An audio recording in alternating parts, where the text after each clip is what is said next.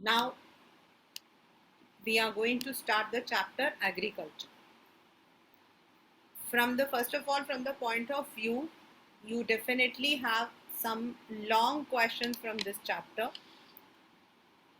The main questions that comes from this chapter is difference between primitive and intensive subsistence farming. Then what are the measures taken by government to improve agricultural sector? And then yes, of course, in some uh, during some years, write a short note on any one staple food जैसे कि आपका rice या wheat, sugar cane, rubber, ये चार ऐसे हैं जिनके ऊपर write a short note paper में आया हुआ है.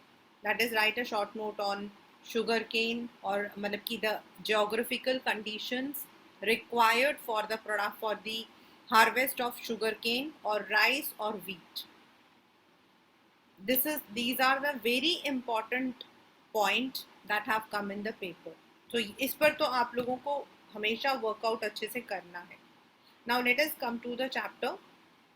The chapter is about agriculture and India being an agricultural state. यहाँ state का मतलब country को ही ले रही हूँ.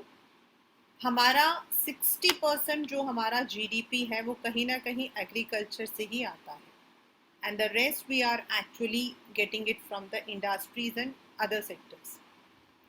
Agriculture आपका जो है it's one of the labor intensive and the maximum employment generation in our country. वो अलग बात है कि इससे जो हमारे कुछ जो आपका जनरेशन ऑफ लेबर है उसमें वेजेस आपके कम होते हैं. But on the other hand, India is considered to be an agricultural state rather than a capital. Now, everyone needs food. हम चाहे पास्ता खा रहे हो या फिर हम रोटी सब्जी खा रहे हो, everything comes only from the nature. And there are different ways and different seasons जिनमें हम लोग जो है एग्रीकल्चर को लेकर चलते हैं. As I said that India is an agricultural state. तो बहुत सालों से we do not have the proper technology and moreover there are people जो agriculture को अपने लिए सेल्फ प्रोडक्शन सेल्फ कंजम्पशन के लिए यूज करते हैं. And there are people who consume और जो बच जाता है that is sold out in the market. अगर आपको 9th स्टैंडर्ड का पालमपुर याद हो तो उसके अंदर हम लोगों ने पढ़ा था that the farmers in Palampur sell out their surplus in the Raiganj town. तो कुछ ऐसे होते हैं. And of course there are people there are farmers who exclusively harvest the products for sale out.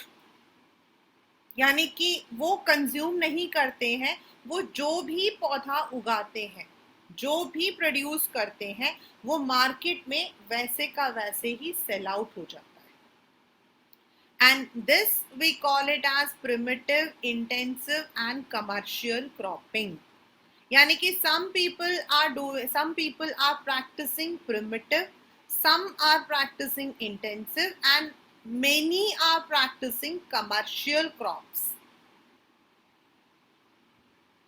So these are the three types of farming that is practiced in our country. Now when it comes to the primitive farming, what happens is, because as I said it is only for self consumption, तो there is no technology. जो आपके पास सामान घर में पड़ा है, जो आपके पास पुराने टाइप में वो लोगों ने जो हाथ से जो टूल्स बनाए थे, they use only that.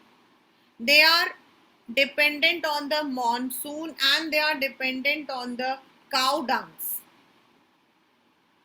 Whereas in the intensive they use some inputs, some factory inputs, And in commercial, it is completely commercialized. Everything is modernized. Then the second is, what are the period during which our farmers work? As we know, farming is a seasonal job. So is it the seasonal job? मतलब we have different seasons, not this season की summer winter, हम ऐसे नहीं इसको करते. इस agricultural cropping season को हम लोग जो है divide करते हैं into Kharif, Rabi and Zaid. Some of the crops are grown only in the Rabi season, some of them are grown only in the Kharif, and some of them are in between. And in India, because of the geographical variations, मतलब ऊपर पहाड़ हैं, फिर हमारा northern plains है, फिर हमारा plateau reason है, हम कहीं बारिश पहले होती है, कहीं बारिश ज़्यादा होती है. We are having a variety of agricultural produce. But of course as I said कि एग्रीकल्चर हमारा लेबर सेक्टर है एंड बहुत कम इससे जो है पैसा जनरेट होता है. For the past few years, government has been improving this sector using different measures, जो आपके पेपर का 5 मार्कर क्वेश्चन है. और अगर आप अपने ही स्कूल का if you take out the last 10 years paper, तो ये क्वेश्चन आपका 100% आया होगा. तो this is what we are going to study in this chapter.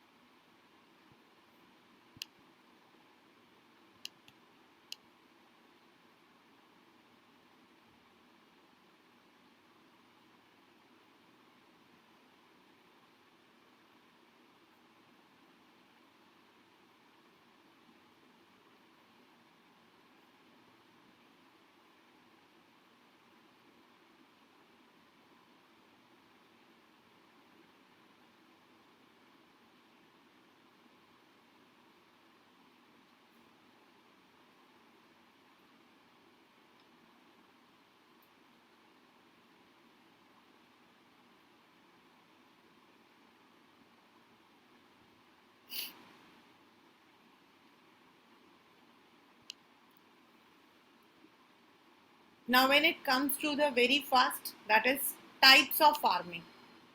So I have already introduced ki what do you understand by the word agriculture. The second is, what are the types of farming that is practiced in our country. हमारी country में कौन कौन से practice होती हैं. So in our country we are practicing primitive subsistence farming. This is one of the important one. और इसमें जो difference है, which I have already put, it is also there. Now, as I said, this farming is practiced on the small patches of land.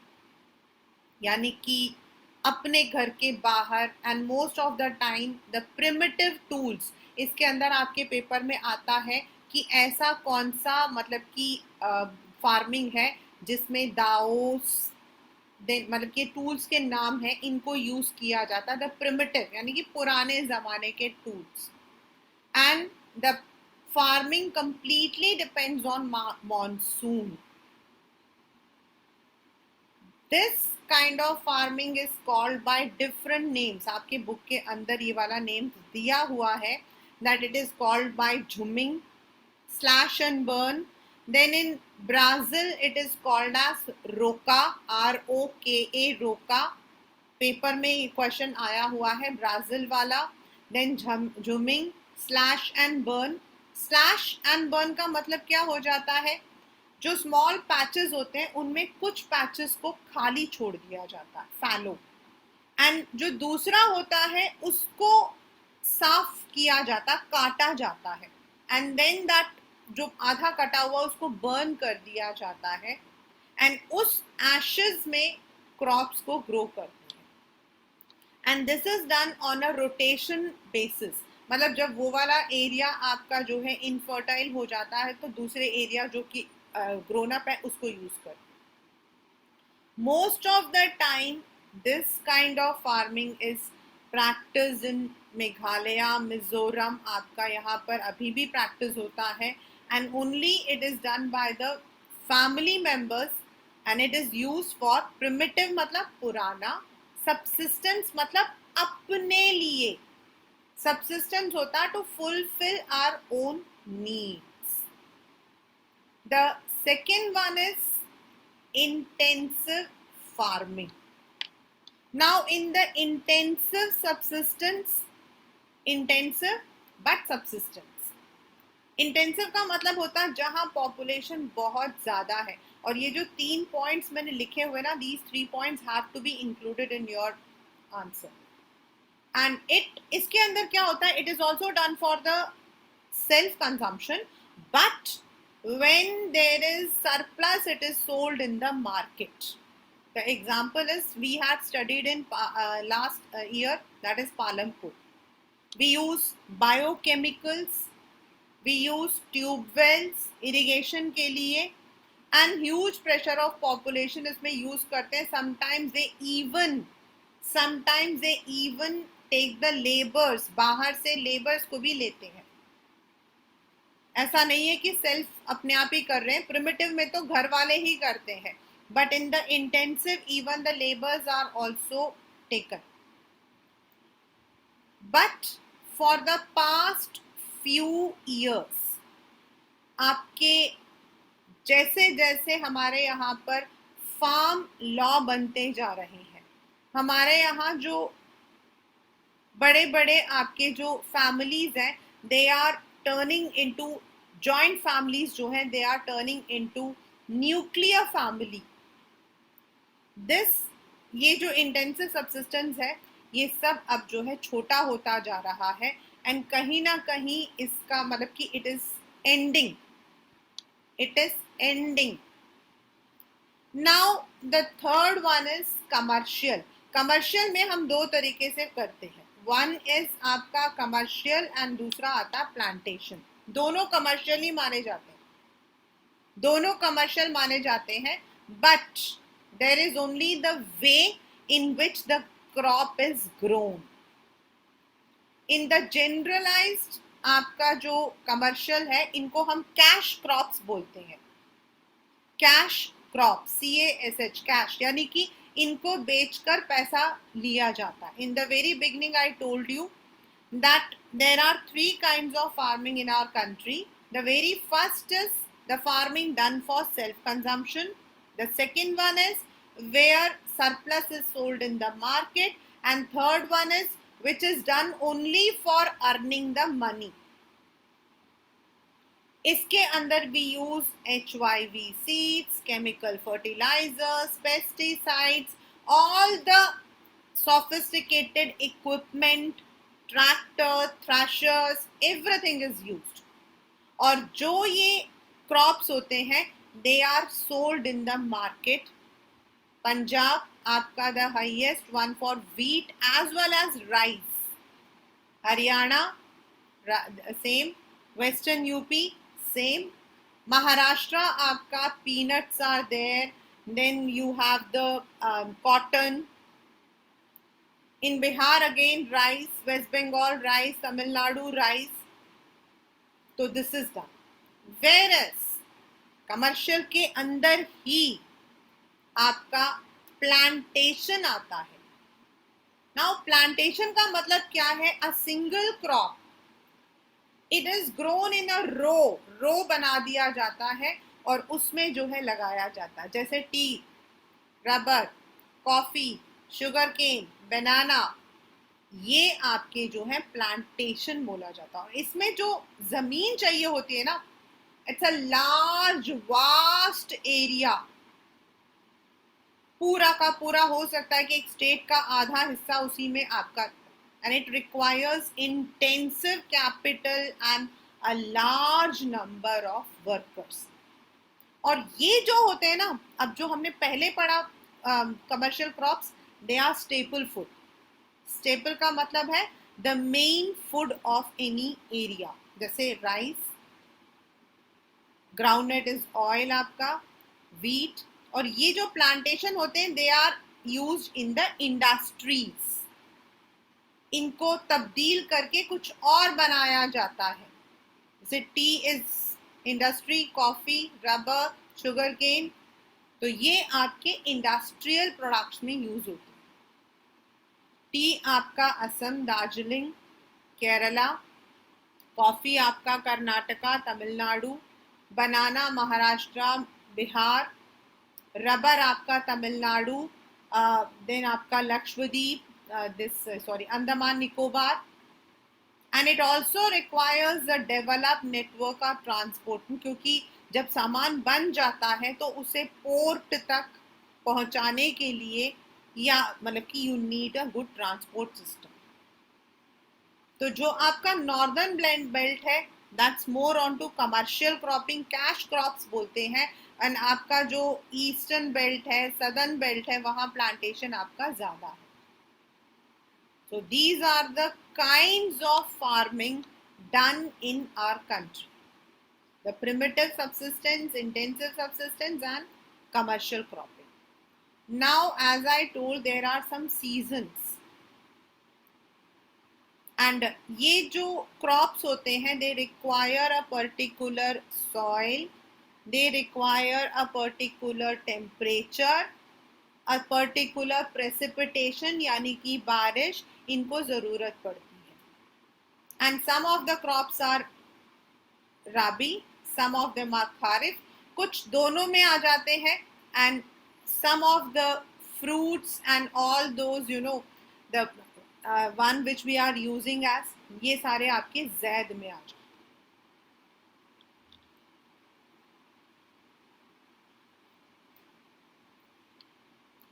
हैं। राबी, इनको हम winter crops भी बोलते हैं, याद रखना। दिस में कम इन अ 1 marker question, not in the 3 marker but 1 marker. हाँ, आपके 3 क्रॉपिंग पैटर्न आ सकते हैं एज अ 3 मार्कर क्वेश्चन, तो आपको बताना राबी, विंटर क्रॉप्स। अब विंटर क्रॉप्स का मतलब क्या है? अभी हम लोग सितंबर में हैं, नेक्स्ट मंथ या अराउंड नेक्स्ट मंथ या इस महीने के आसपास में आपके जो है मिट्टी तैयार होती है, एंड देन आपका अक्टूबर से दिसंबर सीड्स सो किए जाते हैं। जो अक्टूबर मतलब इनको 4-5 महीने लगते हैं, and from January February onwards इनको हम हार्वेस्ट करना शुरू कर देते हैं। आपका जो बैसाखी आता है, when the wheat is cut, wheat को काटते हैं और उसी की खुशी में मनाई जाती है आपकी Baisakhi. That is one of the very related term for rabi crops. Wheat, barley, pea, मटर, ग्राम, चने, मस्टर्ड, सरसों, they are all important. Punjab, Haryana, Himachal, Jammu Kashmir, Uttar Pradesh are important producers of rabi crops. अब रबी क्रॉप्स में क्या होता है कि आपको थोड़ी थोड़ी से ना सर्दी होने की ज़रूरत होती है, so you don't find it more into the Maharashtra और तमिलनाडु बेल्ट में, इसलिए ज़्यादा नहीं होते, वहाँ खारिफ क्रॉप ज़्यादा होते हैं। द ओनली रीज़न इज कि वहाँ पर गर्मी थोड़ी ज़्यादा होती है। Kharif, they are summer crops, but summer का मतलब ये नहीं है कि बच्चे आप ये सोचो कि समर क्रॉप्स का मतलब वो गर्मियों में, दे आर हार्वेस्टेड आफ्टर, जब जून खत्म हो जाता है ना, जून में अच्छे से मई, जून में गर्मी खत्म हो जाती है, उसके बाद जब बारिश शुरू होने वाली होती है, ये उस वक्त में इसको सो किया जाता है। एंड अभी सितंबर अक्टूबर में आपका जो है कटाई होती है। अगर आप लोग अपने घर में ध्यान करो तो इस वक्त में चावल, अगर आप मार्केट में जाओगे तो you will find the new rice, नए वाले चावल आते हैं, और वो जो नए वाले चावल होते हैं ना, उसकी पहचान ही होती है, अगर आप चावल बनाओगे तो वो खिचड़ी बन जाएगी एक बार में। जो पुराना चावल होता है वो खिलकर आते हैं। सो अक्टूबर नवंबर के आसपास में आपके जो है पैडी राइस का ही वैरायटी है। मेज, मक्का, आपको पता है इस वक्त में मेज आपके आते हैं, फ्रॉम उसमें भुट्टे आने शुरू होते हैं. जौवर, बाजरा, तुअर दैट इज अरहर की दाल, मूंग, उड़द, कॉटन, जूट, ग्राउंडनट, सोयाबीन सारे खारिज हैं. And Assam, West Bengal, coastal areas of Orissa, Andhra Pradesh, Tamil Nadu, Kerala, they are all the important rice growing states. ये वाला जो लास्ट में लिखा हुआ है, in Assam, west Bengal and Odisha 3 crops of paddy are grown in a year. ये वाला जो है ना, this comes in the paper, इनका नाम है ओस, अमन एंड बोरो. मतलब चावल के वेराइटीज हैं. जैसे in Punjab you are having the normal Parimal and then the basmati. In Assam, west Bengal and Odisha जो आपके राइस की जो वेराइटी है पैडी. पैडी क्या होता है बच्चा? जब आपके राइस क्या है, it is a water intensive crop. अगर आप लोगों ने कभी साइंस में पढ़ा हो, यू मस्ट हैव स्टडीड. चावल को पहले जो उसको लगाते हैं ना, तो जब वो इतने इतने होते हैं ना, तो they have to be in the water. और उसके बाद उनको काटा जाता है, उनको उठाया जाता है, and then they are transform to the bigger field. तो जो वैरायटी होती है उसमें उसको हम पैडी बोलते हैं. That is why it is called as paddy. तो उसकी वैरायटी है ऑस, अमन एंड बोरो. ये पेपर में आया हुआ है, आता है. 1 marker question. Now you know rice is a staple food as well as a commercial food. Rice is a staple food as well as a commercial food. जैसे आपका पंजाब है, देन आपका हरियाणा है एंड उत्तर प्रदेश है, यहाँ पर rice is a commercial food.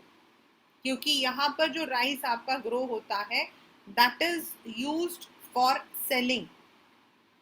Whereas in the Assam, in Tamil Nadu, then in West Bengal, it is a staple food. वो उनका main food है. हमारा मतलब ये this is main food.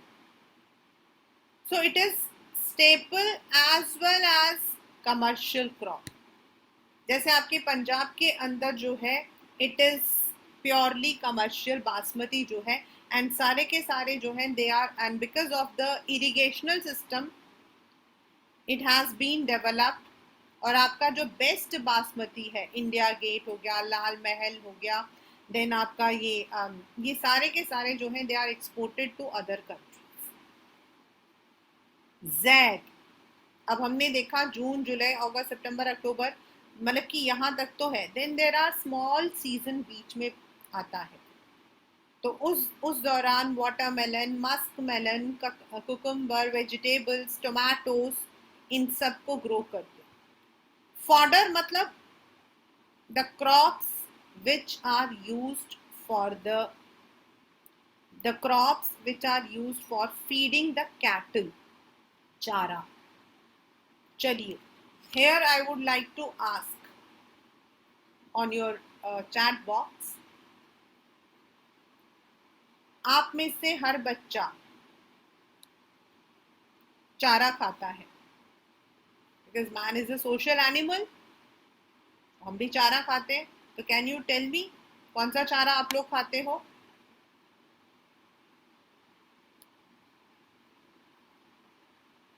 Only 1 minute for this, then we would be moving.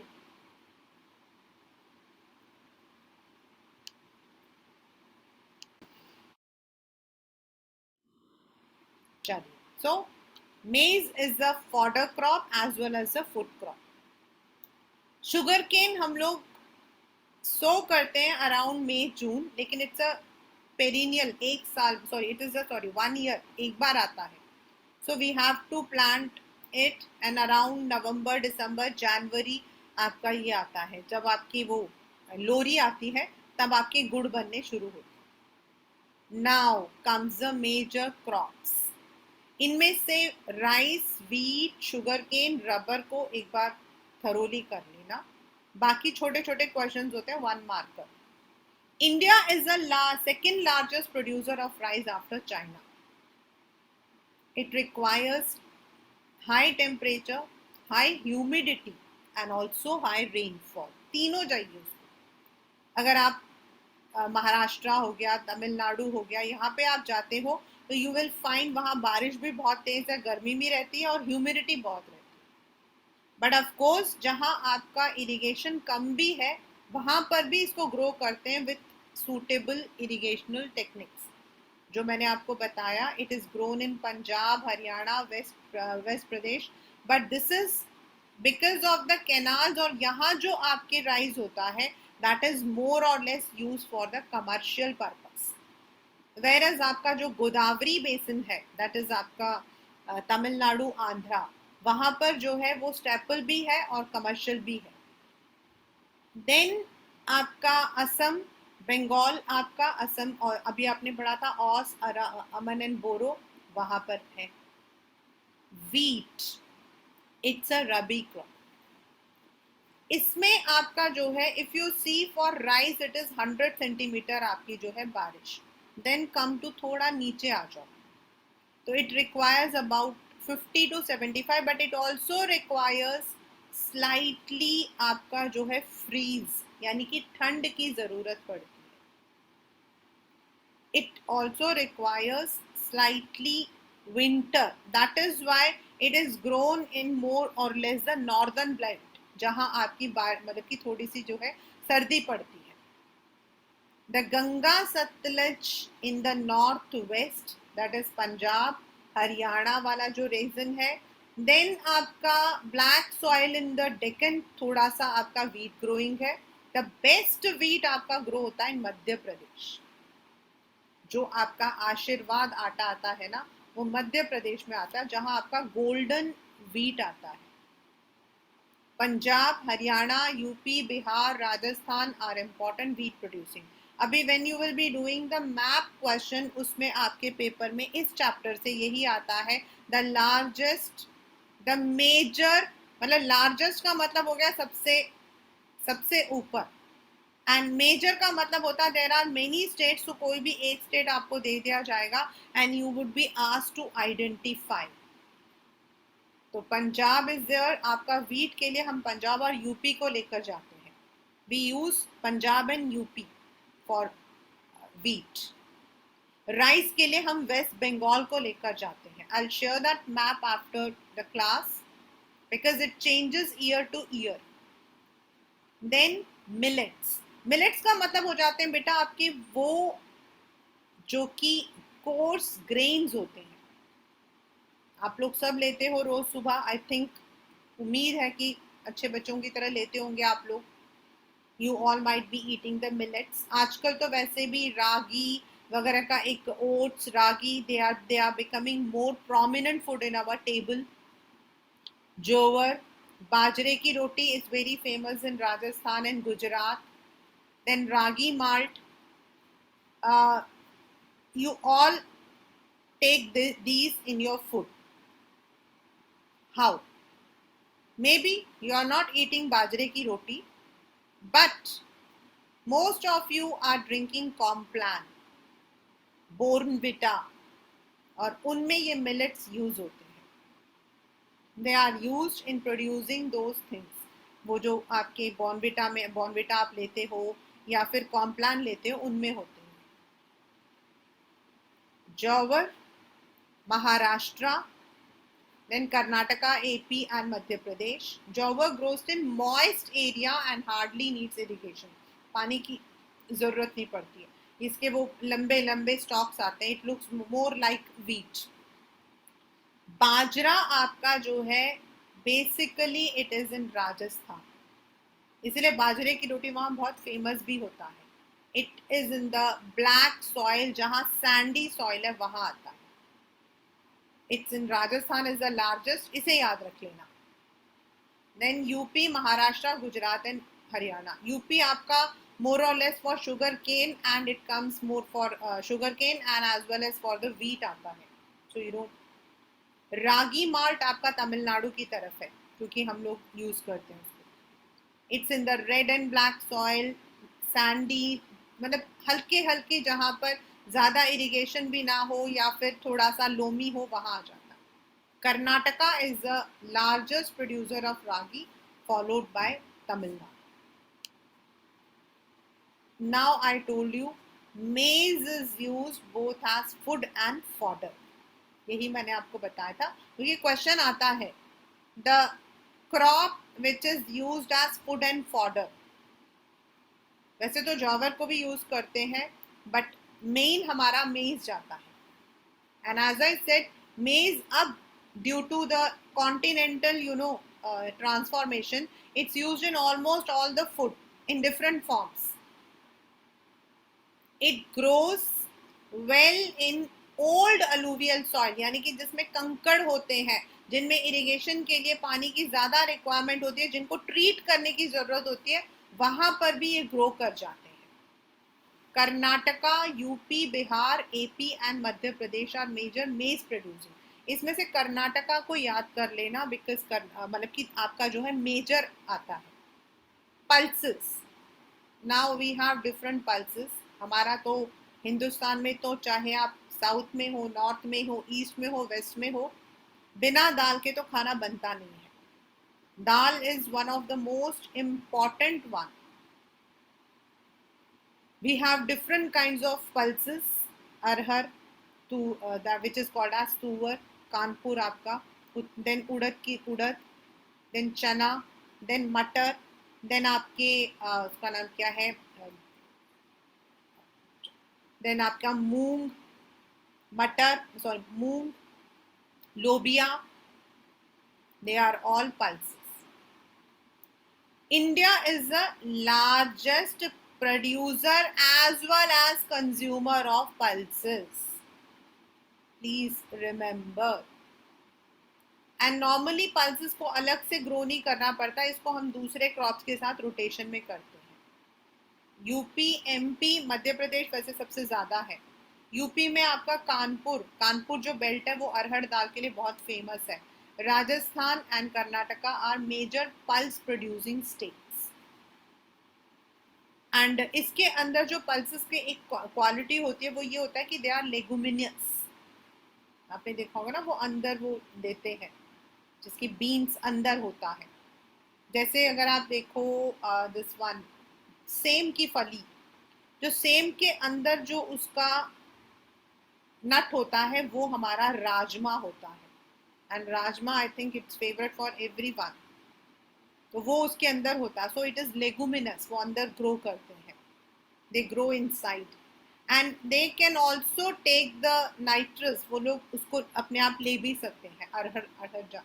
तो that is why pulses को grow करना थोड़ा आसान होता है. And India is the largest producer as well as consumer of pulses.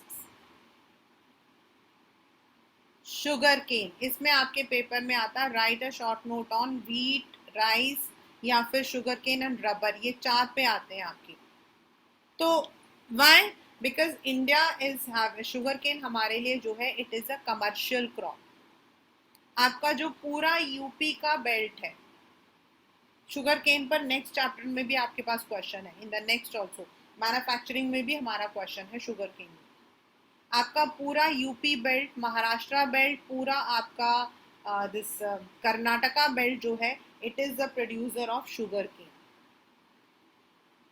Sugar cane आपका जो है it requires hot as well as humid temperature, rainfall also with good amount. India is the second largest producer of sugar cane. The first larger producer of sugar cane is Brazil. But India is number 1 in producing gur and khandsari. India is number 1 in producing gur and khandsari. What is gur and khandsari? Gur तो आपको पता है, that is jaggery. And खंडसारी आपका होता है जो आपके sugar को प्रोड्यूस करते हुए जो रेसिडुअल होता है उसको हम लोग इसमें खड़ा शुगर बोलते हैं, हम लोग उसको यूज करते हैं. So India is the largest producer for गुड़ and khandsari, whereas for the sugar it is second largest and Brazil is number 1. It's even for coffee. Next is we are having different kinds of oil seeds. They are used in the commercial purpose and also for the edible. Edible का मतलब हो जाता है जो हम खाते हैं, and commercial is used in industries also. And again we are the largest producers of oil seed. हम हर चीज में से निकाल सकते हैं. ग्राउंडनट महाराष्ट्र आपका पूरा, कर्नाटका आपका पूरा, मूंगफली, मस्टर्ड, सरसों, कोकोनट, सेसमी यानी कि तिल, soybean, castor. Castor is used for making kajal, जो हम लड़कियां काजल लगाते हैं, काजल. It is used in the vehicles also, castor oil. तो castor. Cotton seeds, linseeds, they are also small plants. sunflower. Even अब तो राइस के जो ब्रान होता है, जो राइस का छिलका होता है ना, उससे भी हम लोग जो है बनाते हैं the oil. So oil seeds India के अंदर जो है, again we are the largest producers. The next is groundnut. Oil seeds के अंदर हम लोगों ने पढ़ा groundnut. I think Maharashtra should be said as number 1 because वहां पर हर चीज में ग्राउंडनट डलता है. कुछ भी खा लो आप, ग्राउंडनट डलेगा. Andhra Pradesh is the largest producer of groundnut, followed by Tamil Nadu, Karnataka, Gujarat and Maharashtra. It's a kharif crop. Whereas linseed and mustard, आपका मस्टर्ड याद रखते हैं, आप पंजाब याद रख लेना, पीली सरसों की खेत. Sesame is both kharif and rabi crop. That is it's गर्मियों में आती है आपके नॉर्थ बेल्ट में. स्लाइटली आपका जो नवंबर दिसंबर वाला टाइम होता है तब आता है साउथ में. तिल, आपके तिल दो तरीके के होते हैं, काले और सफेद, इसीलिए sesame. And castor is again both rabi and का. नेक्स्ट आपका आता है प्लांटेशन. टी, कॉफी, रबर, ये आपके सारे जो है प्लांटेशन में आते हैं. बट टी कॉफी आपका खाने में आता है, एडिबल, एंड रबर आपका नॉन एडिबल में आता है. सो टी आप लोग, टी से ज्यादा आप लोग याद रखना of rubber. It grows in tropical and सब ट्रॉपिकल क्लाइमेट्स. यानी कि ऊपर आपका नीचे जो आपका नीलगिरी बेल्ट है, कर्नाटका, तमिलनाडु वाला, वो पूरा आपका टी है. इनफैक्ट केरला के अंदर तो T is very popular. Tamil Nadu वगैरह में आपको चाय कॉफी ज्यादा मिलेगा. And in the Assam area, Darjeeling, वो आपका सब ट्रॉपिकल है, तो दोनों में आता है. जो इसका सॉइल होता है, which it is having humus and organic material. It's a labour intensive, क्योंकि it is a complete chain. हम लोगों ने वो चैप्टर पढ़ा था ना, टी फ्रॉम असम में पढ़ा था, कि when you are entering into the tea garden, तो आपको पहले चूज करना पड़ता है. Then you have to plug the leaves, उसको आपको अपने बास्केट में डालना पड़ता है. उसके बाद उसको जो है मतलब कि अलग अलग पर्पसेस में, because T is having a variety. और जो हमारा बेस्ट वैरायटी है वो असम वाला एरिया, हमारा असम एंड दार्जिलिंग वाला एरिया जो है, वो यूनिक क्वालिटी ट्री देता है. एंड टी हमारे यहाँ से, इंडिया जो है, it's the largest producer and it is exporting the best quality teas in the world. Tea हमारे यहाँ का सबसे बेस्ट माना जाता है. और ये आपके मैप का भी क्वेश्चन हो सकता है. वेस्ट बंगाल लगाने को आता है आपका, या फिर असम लगाने को आता है. कॉफी, कॉफी हमारे यहाँ पर it is not an endemic, हमारे यहाँ का नहीं है. ये लेकर आया गया था बाहर से. द अरब्स जो है, दे हैड, मतलब कि अरबिका जो वेराइटी है, दैट वाज ब्रॉट. एंड आपका जो बाबा बुदन हिल्स है, दैट इज आपका कर्नाटका हिल, वहां पर कल्टीवेट किया गया था. कूर्ग, कूर्ग उसी चैप्टर का है ये वाला जो आपने इंग्लिश में पढ़ा था. कूर्ग वाला जो बेल्ट है ना, वो सबसे बेस्ट कॉफी बोला जाता है. हम लोग क्योंकि वी आर साउथ इंडियन, तो वी हैव दिस. वहाँ जो कूर्ग वाला जो कॉफी है, that is said to be the best coffee. But of course it is also cultivated in Tamil Nadu, Karnataka best है. Karnataka is the leading producer of coffee. map question. Then of course we are having number of fruits, and these fruits में हमारे आता है mangoes. Mango हमारा Maharashtra, Ratnagiri, Andhra Pradesh, then आपका Uttar Pradesh Langra, Dasheri, West Bengal, they are fine varieties. Oranges, Nagpur. कभी आप दिल्ली से चेन्नई या फिर उस तरफ जाओगे तो नागपुर का पूरा बेल्ट आपको, मतलब while your train is going you will find the oranges trees. Then Meghalaya, bananas आपको याद रहना चाहिए, केरला चिप्स, मिजोरम, महाराष्ट्र, तमिलनाडु, लिच्ची and guava, Uttar Pradesh, Bihar, pineapples again Meghalaya, grapes आपके जो ब्लैक वाले ग्रेप्स होते हैं ना, काले वाले, वो आंध्र प्रदेश में बहुत होते हैं. Then Maharashtra. Then you have other like apples वगैरह आपके जो हैं, they are all in the region where extensive cold is there, like pears, apricot, babugosha, walnut, आपके that's what you call as brain. I call it as brain, अखरोट. Himachal Pradesh, they are all the one. इनमें से आप याद रखना नागपुर का orange, then आपका guava बहुत कम आया है, but in the MCQs it comes. Apart from fruits, we also have the horticulture, जो नर्सरी में आपके जो वेजिटेबल्स ग्रो होते हैं, like peas, cauliflower, onion, cabbage, tomato, brinjal, potato, they are all horticulture.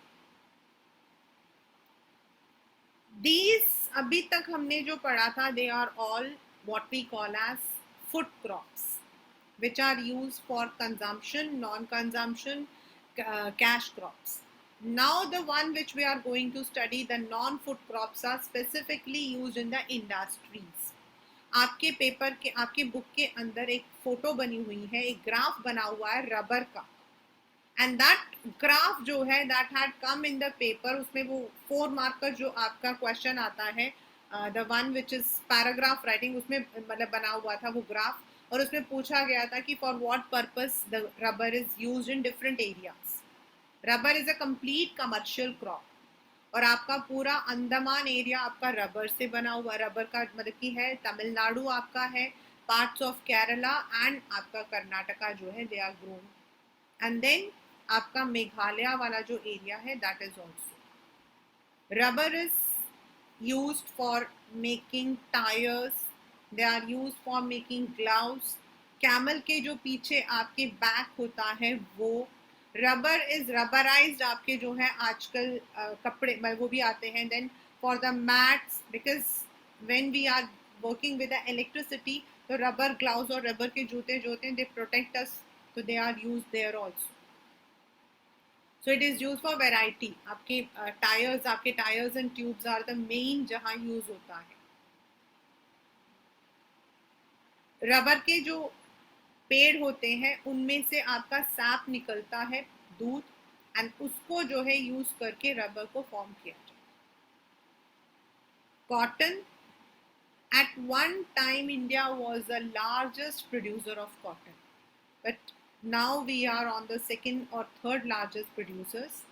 आपका पूरा Gujarat belt, Maharashtra belt, Madhya Pradesh, then parts of this Andhra Pradesh, Tamil Nadu, हर जगह पे आपकी कॉटन है. हाँ, वेराइटी ऑफ कॉटन है, वेराइटी ऑफ कॉटन है. And if you see the entire Gujarat, आपका जो सूरत है वहाँ पर आपका सिर्फ टेक्सटाइल मिल्स है. इवन हमारे जो फेमस रिलायंस है, this is also because of the cotton only it started. And then if you go to different areas, आपका गुजरात का कॉटन अलग है, महाराष्ट्र का आपका अलग है, माहेश्वरी कॉटन है, आपका कर्नाटका का कॉटन अलग है, तमिलनाडु में you will find different kinds of cotton. So you have different cotton, but आपका जो मेन बेल्ट है वो है Maharashtra, Gujarat, Madhya Pradesh and Karnataka. Y? Because यहाँ आपका ब्लैक कॉटन सॉइल पाया जाता है. Then of course it is also grown in Tamil Nadu, Punjab, Haryana वगैरह में भी आता है, but main आपका आता है Gujarat, Madhya Pradesh, Karnataka. And this also comes as a सूरत आपको जो है मार्क करके दिखाया जाता है major cotton producing, Gujarat. Then Maharashtra, Bombay. It requires high temperature, slight rainfall or irrigation, 210 frost free यानी कि गर्मी थोड़ी ज्यादा, and bright sunshine for cotton. Jute, jute पर भी आपके नेक्स्ट जो चैप्टर है उसमें आपका you are having the question. Jute आपका पूरा वेस्ट बंगाल, जूट को याद करते क्योंकि ये भी आपका मैप का क्वेश्चन है. Not every question is going to come in the map but आता है, जूट आता है. तो जूट आपका बेसिकली जहां आपका वेल ड्रेन्ड पानी नीचे जाता हुआ फर्टाइल सॉइल है वहां. West Bengal is the largest producer. India before independence was the largest producer of jute, but after independence हमारा 80% जो मिल्स थे दैट वेंट टू आपका बांग्लादेश, क्योंकि वो वाला एरिया पूरा आपका जूट बेल्ट है. That entire area is. And अभी जो है चाइना, देन वियतनाम, ये जो कंट्रीज हैं they have also started producing jute. बीच में जूट जो है इट वाज बिकमिंग बिट, मतलब उसको जो है लेस इंपॉर्टेंस मिल रही थी. But now ban on plastics, plastics पे बैन करने की वजह से जूट बैग्स की, जूट के जो मतलब की सामान है उसके फिर से डिमांड ज़्यादा है. The national jute policy has been formulated to improve the production of jute. This will be there in the next chapter, but ये वाला आपके पेपर में आता है वेस्ट बंगाल, क्योंकि वहां पर दो चीज़ें हैं. एक well drained soil, labour intensive है ये भी, तो वहाँ लेबर आपको चीप लेबर मिल जाता है, बिहार वगैरह से आपको चीप लेबर मिल जाता है, इस वजह से जूट वहाँ पर ज़्यादा ग्रो होता है. And then transportation towards a port. तो jute is, before independence India was the largest, but after independence we became second largest, third largest. This is because एक तो कॉम्पिटिशन ज़्यादा हो गया, देन आपके जूट मिल्स जो हैं they are more, they went to Bangladesh. Silk, silk से question आता है ये वाला, rearing of silk worm is called as what. Horticulture, sericulture, ये आता है. एग्रीकल्चर तो आपका सेरिकल्चर. सिल्क आपका China is the largest producer of silk. In India you have variety of silk, Kashmir silk, then आपका दिस मध्य प्रदेश में आपका silk is there. Then Karnataka आपका, कर्नाटका मैसूर सिल्क, एंड तमिलनाडु आपका जो है it is having the Kanjeevaram silk, and in Uttar Pradesh you have the Banaras silk. So that is rearing it from the cocoon, mulberry से जो निकालते हैं उससे निकाल के बनाने वाले को सिल्क बोला. पहले इसका मैप क्वेश्चन आते थे, now right now it is not there. I will discuss it with you कि what are the things which is coming. Now see what happens is, for the past few years, food security has become a question. Food security has become a question. And food security का मतलब है to ensure that food is available for people at affordable rate and also it is accessible easily. यानी कि लोगों की पहुंच में भी हो और लोगों के लिए उसे जो है अफोर्डेबल भी हो.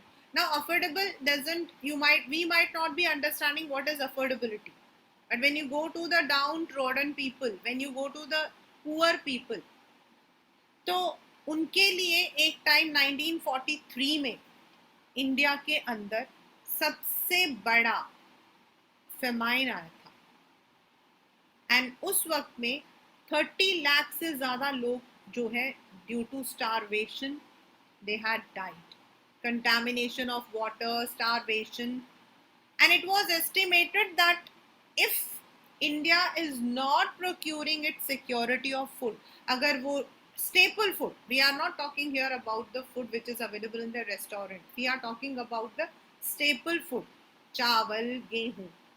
So then again India may face another scarcity. In China it was there in 53 to 56, 1953 से 1956 के बीच में था. So to ensure food security, the government had taken many steps. और उसका एक सबसे बड़ा स्टेप था आपका green revolution. Green revolution was started by, उस वक्त में प्राइम मिनिस्टर थी Mrs Indira Gandhi, and it was to ensure food security. तो सबसे पहले HYV सीड्स जो हैं उनको मंगवाया गया from foreign country. It is costly. आपका जो ऑर्गेनिक, जो आपके वैसे जो आते हैं वो सीड्स, वो बहुत सस्ते होते हैं, 10 पैसा. एंड ये जो आपका ऑर्गेनिक, ये वाला जो सीड होता है, this is 10 rupees. But it was given to the farmers. सबसे पहले दिया गया था पंजाब वाला जो रिजल्ट है, पंजाब और हरियाणा. देन आपका इरिगेशनल फैसिलिटीज, यानी कि जो डैम्स आपके बिल्ड हुए थे, भाखरा नंगल डैम, इनको यूज करते हुए it was experimented in this area and it was really a success. And पूरा का पूरा वो जो इलाका था, that became green. That is why this is called as wheat revolution or green revolution. बाद में इस एक्सपेरिमेंट को राइस पर भी अपनाया गया था in this Karnataka, Tamil Nadu and Andhra Pradesh belt. बहुत ज़्यादा सक्सेस नहीं मिला था, but yes it was to some extent it could. तो जो फूड सिक्योरिटी है उसके लिए गवर्नमेंट ने ये लिया. Then the government also started the plan of MSP. आजकल बड़ा, मतलब कि पिछले 2-3 साल आप लोगों ने देखा होगा, there were many, the farmers were on protest. MSP मतलब द गवर्नमेंट जो है before sowing the season, sowing season जब होता है, जैसे जून आपका खारिफ का है, तो the government announces the price कि भाई अगर आप लोग ग्रो करोगे तो हम आपसे चावल 1 रुपए के हिसाब से खरीदेंगे. It is only 1 or 2 rupees. And then जब ये फार्मर्स ग्रो करते हैं तो गवर्नमेंट उसको पूरा बल्क में खरीद लेती है. It buys it in bulk and then it keeps it in its गोदाम. FCI, food corporation of India, वहां पे रखती है. एंड जब जब जिस जिस एरिया को जरूरत पड़ती है, कहीं पर फेमाइन है, कहीं पर फ्लड है, उनको जो है उस स्टेट को ऑन सब्सिडाइज प्राइस उनको बेचती है. प्लस इसी फूड को, इसी ग्रेन्स को government through PDS system, through ration system, it gives to the people. और इस राशन के लिए भी there are different kinds of ration, जैसे Antyodaya scheme is there, senior citizen के लिए स्कीम है, तो उनको अलग अलग जो है मतलब कि देते हैं. और इस तरीके से कोशिश किया गया है that India is food security sufficient. Before independence in our country, the lands were owned by landlords. बड़े बड़े landlords होते थे जो कि पूरे के पूरे लैंड को अपने पास में रखते थे. एंड जो पुअर पीजेंट्स होते थे, गरीब लोग, उनके पास कोई लैंड नहीं होता. ये लैंड कैसे बना था उनके पास में? उन्होंने खरीदा नहीं था, या तो उन्होंने बहुत सालों पहले उनके फैमिलीज ने उन एरियाज को एक्वायर कर लिया था, या फिर जो ब्रिटिश होती थी जब वो खुश होता था तो वो लैंड जो है एज अ गिफ्ट देता था टू दीज पीपल. एंड उसकी वजह से क्या हुआ कि कुछ लोग तो बहुत रिच हो गए and some of them were poor. So to ensure this social difference को हटाने के लिए लैंड रिफॉर्म बनाया गया. यानी कि फर्स्ट 5-year प्लान हमारा, there are many 5-year plan, 12-13 5-year plan, जिसमें पहला 5-year प्लान था to increase the agricultural production. And एक बहुत फेमस पर्सन थे Vinoba Bhave. He is called as the spiritual heir of Mahatma Gandhi. उन्होंने जो है जगह जगह जाकर he went to different place and asked people to donate the part of their land to the government. अब वैसे अगर आपसे बोला जाएगा कि अपने पैसे निकाल के दे दो तो आप दोगे नहीं. गवर्नमेंट ने क्या किया, गवर्नमेंट सेड अगर आप अपने लैंड को अपनी इच्छा से दोगे तो we will not charge anything, otherwise हम लैंड सील करेंगे. मतलब इससे ज्यादा अगर किसी इंसान के पास लैंड होगा तो दे हैव टू पे हेवी टैक्सेस. तो सबसे पहले आपके जो है आंध्र प्रदेश में एक मतलब कि there was a person, he donated 80 acres of land which was redistributed to 80 farmers. एक एक एकड़ हर एक फार्मर को दिया. In this manner many people had done and इस मूवमेंट को हम बोलते हैं भूदान मूवमेंट. भू मतलब लैंड और दान. और ऐसा ही कई जगहों पे गांव पर कब्जा कर रखा था लोगों ने, तो that was called as gram दान मूवमेंट. भूदान मूवमेंट को हम ब्लडलेस रेवोल्यूशन भी कहते हैं because there was no bloodshed, there was no violence. लोगों ने अपनी इच्छा से जितना दिया था दिया था. So that is why it is also called as bloodless revolution. आपके बुक में राइट साइड में दिया हुआ है in a box. Last but not the least, one of the most important question, what are the steps taken by the government to improve the agricultural sector? In the very beginning, I told you that India is an agricultural state and हमारे लिए agriculture is as important because एक तो most of the people are dependent on agriculture as their earning livelihood, and to ensure food security also we need agriculture. तो क्या क्या programmes government बना रही है या बनाया जिसकी वजह से the agriculture sector could improve. Many programs were started, जैसे कि आपका लैंड डिस्ट्रीब्यूशन आपका वेस्ट बंगाल में है, लैंड टू द टिल्लर. वहां पे सबसे पहले स्टार्ट हुआ था, जहां पे आपके जो बड़े बड़े लैंड थे उनको काट कर छोटे छोटे फार्मर्स को दिया गया.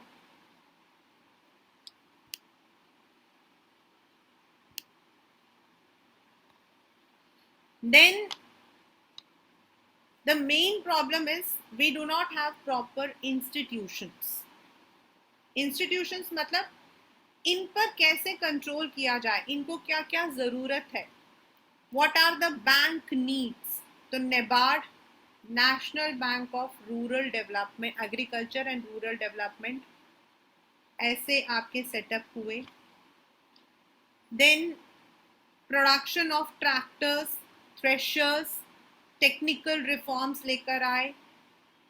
पहले the farmers did not have any safety if their farm was destroyed due to drought, flood, cyclone, pest.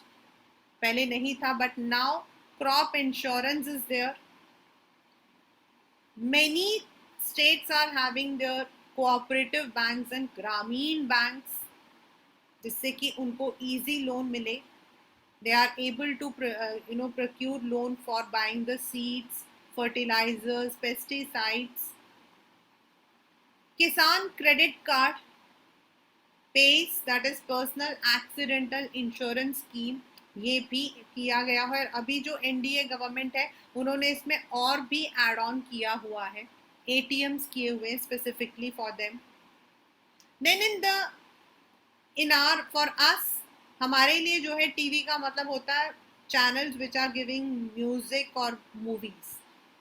But for the farmers that is the way of information.